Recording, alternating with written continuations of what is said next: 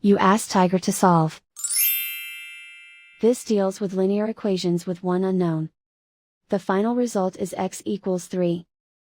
Let's solve it step by step. Group all x terms on the left side of the equation. Subtract 8x from both sides. Group like terms. Simplify the arithmetic.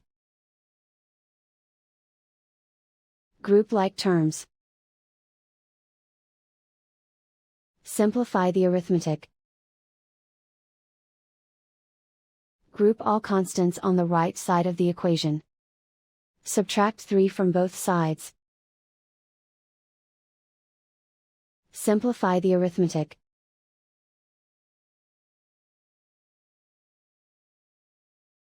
Isolate the x. Divide both sides by -4.